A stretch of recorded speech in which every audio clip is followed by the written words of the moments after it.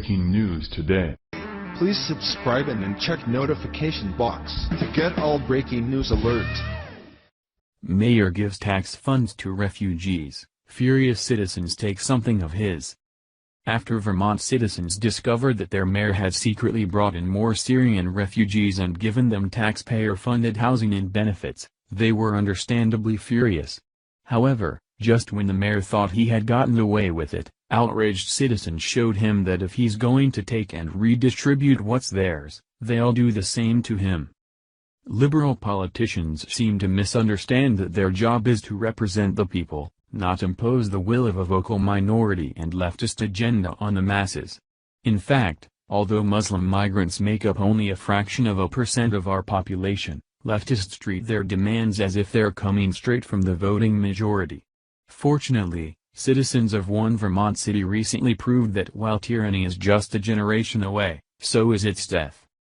Months ago, it was discovered that Rutland Mayor Christopher Loris had reached out to a refugee resettlement organization and agreed to bring in 100 Muslim asylum seekers from Syria and Iraq against citizens' wishes and without even informing them.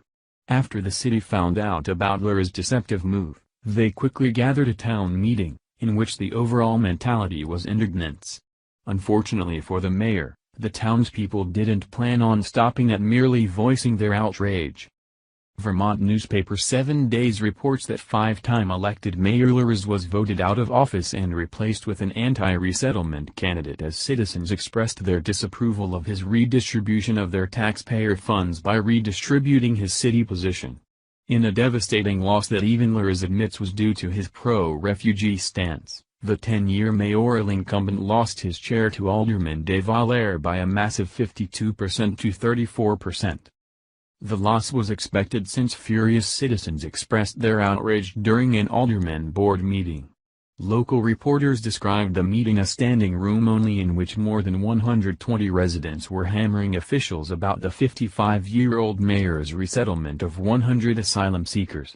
Citizens brought up concerns about contagious diseases and refugees' support of Sharia law before they forecast that Loris had sealed his fate with his sneaky decision. He's a go-at-it-alone person. Keeps a lot of information and ideas close to the vest, except for a close-knit group he has around him, said Alderman David Allaire, a longtime Loris rival, in an interview. You should be doing just the opposite. Don't just lay it on everybody and say, I know better, and that's it. The election proved exactly what the outraged citizens had warned as Loris watched his plummeting approval rating manifest in a 776-vote gap. Allaire, who had previously criticized his opponent's manipulative actions, easily swept the election in what reports are calling a humiliating defeat.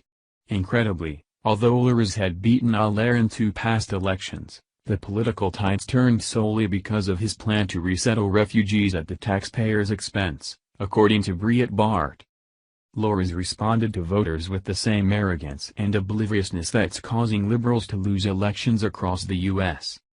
Though I wanted to think this was not a referendum on refugee resettlement, I continue to believe, as I've articulated, Rutland is a microcosm of the national conversation on immigration and refugees, and ultimately it was not an election on the issues but an election based on emotions, Loris told the Associated Press.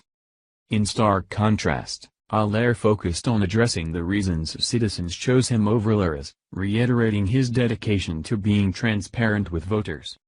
One of the first things I want to do is restore the trust in City Hall. That's what I'm going to do, the Associated Press reported he said at an election night victory party. Loris' defeat was not only easily avoidable but also self-inflicted. He defiantly went against the will of the people to impose his own emotionally driven agenda. That's the only reason he hid it from the board and his voters. Even he couldn't deny that the liberals demanding more refugees don't want to house migrants themselves and are no longer the majority. Americans are becoming more fed up with the liberal political elite forcing them to pay for a failed agenda.